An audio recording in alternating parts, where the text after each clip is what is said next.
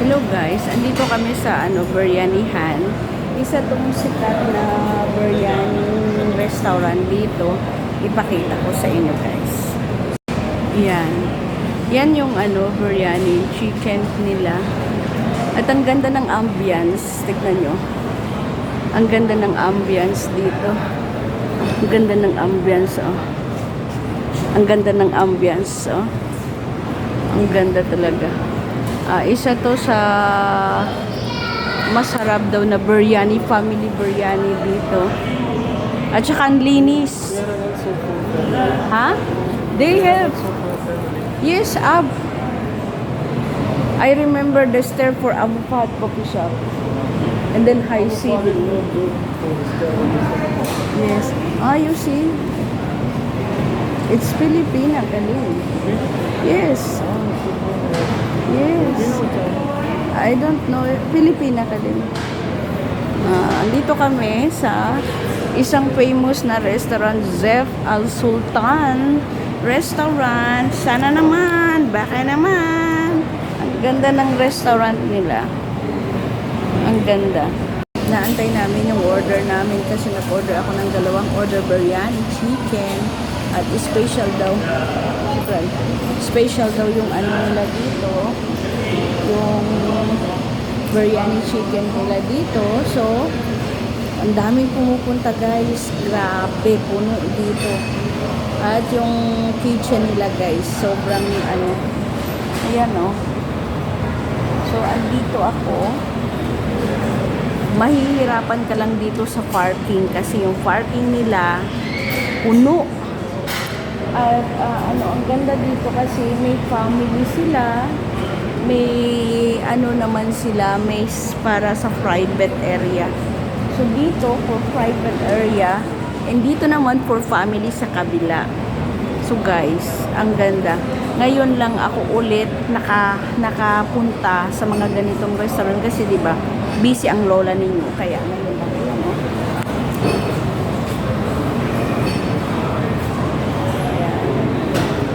Ang ganda ng ambience nila dito, masaya sila. So, tapos accommodating pa yung mga staff nila dito. Tignan nyo guys, yung kitchen nila. Ayan oh, may mga pa sila. Tapos yung kitchen nila dito. Ay, ang ganda. Ito na order namin guys. Thank you for watching. Hello guys, andito na kami sa bahay. Andito na pala ako. Iyan. Ito yung mga na-order ko. So, ito pala yung nila. Ano to?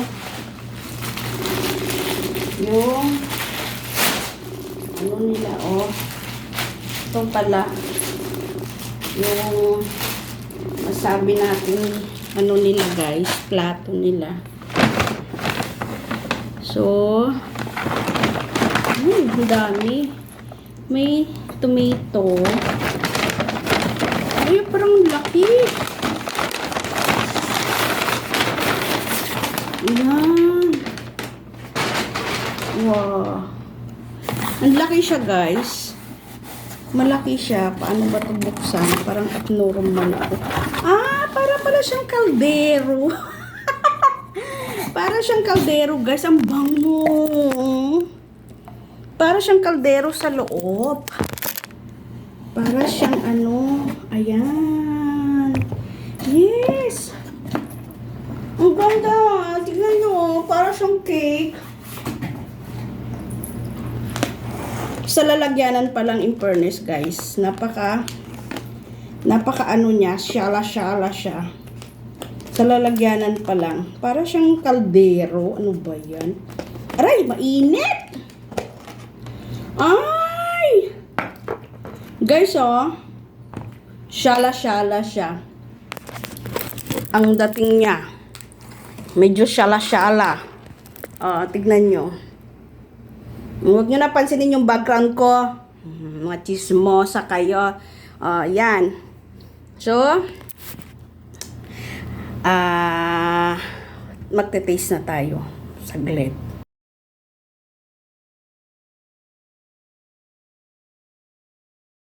Hello guys, syala-syala yung ano. Na-amaze lang ako sa kaldero niya. Syala-syala.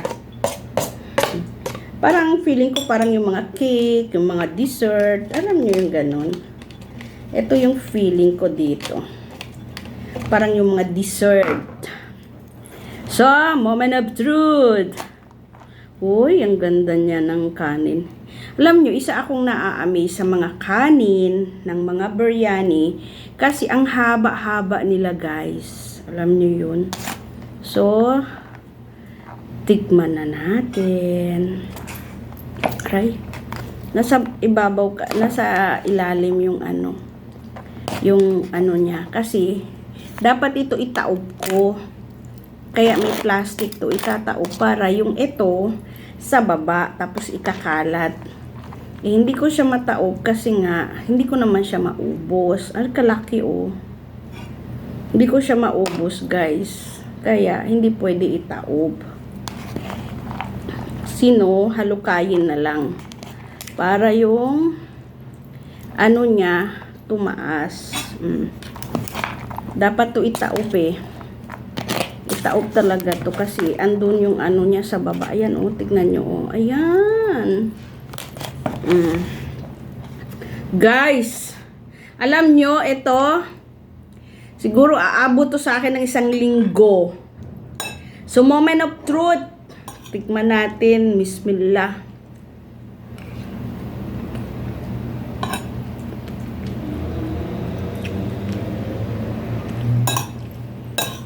Sarap.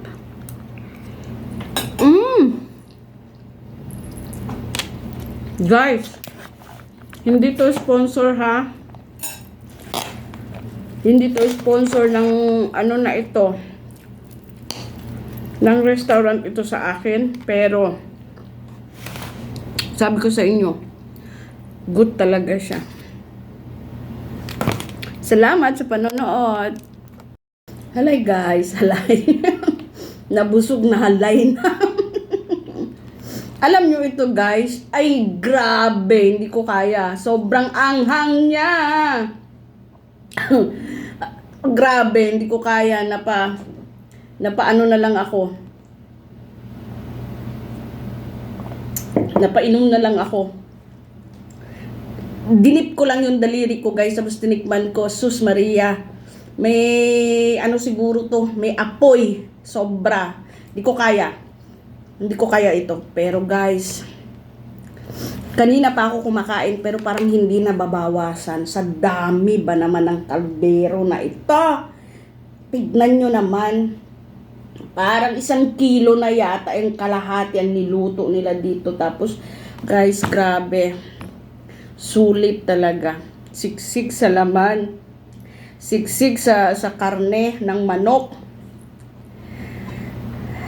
Parang ayaw ko na tumigil pero wala na mapaglagyan yung kanin. Kasi yung manok, para siyang binarbecue na sinangkot siya, minarinate. Wala talaga siyang kalansa-lansa. Kung i-rate ko guys, 100/12. Eto. Na-satisfied talaga yung cravings ko sa biryani. Ewan ko kung ganito ba kayo. Pag malapit na yung dalaw nyo, kung ano-ano pumapasok sa akin. Yung nakaraan araw, spaghetti. Tapos, after ako sa spaghetti, nag-grip ako ng adobong paa. Nagluto ako. After sa adobong paa, nag-iisip ako sa biryani o shawarma. Itong biryani ang nagustuhan ko. Nung una guys, Cabana Restaurant. Hindi yan promotion ha, Cabana Restaurant. Maliit lang siya. Binibilin ko.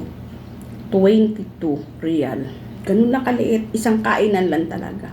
Pero para sa akin, 2 kainan yun. Kasi para sa akin marami. Pero pag sa, siguro yung talagang gutom na gutom, 1 kainan lang. Diyan ang binibilin ko. Ngayon, first time ko bumili dito sa, anong restaurant ito?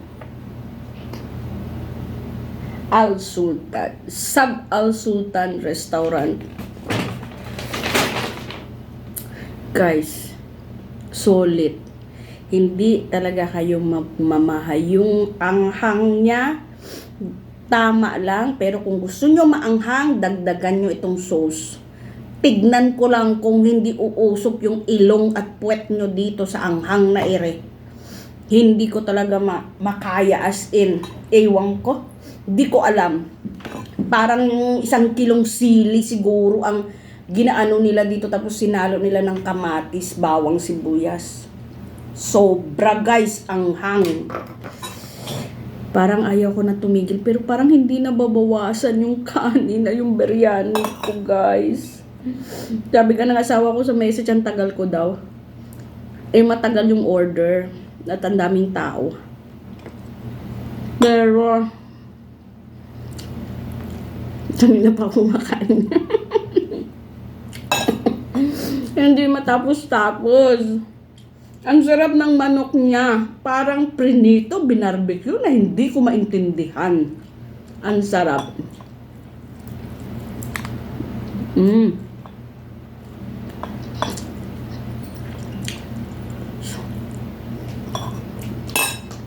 Thank you for watching. Salamat. Ito na yung paborito ko guys. Zif Al Sultan Restaurant. The best ang biryani.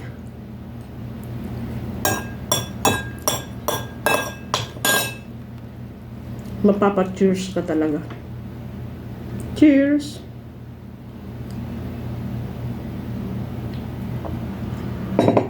Craving satisfied. Thank you for watching. But guys, please share and subscribe sa YouTube channel ko at sa Facebook account ko. At comment naman. Salamat po sa panonood at salamat sa mga legit na resbacker na nanonood sa aking vlog. Sometimes na mga pasaway na sinisermonan ko. Salamat, maraming salamat. At sana hindi kayo manood sa aking mga vlog. Spread love. Thank you.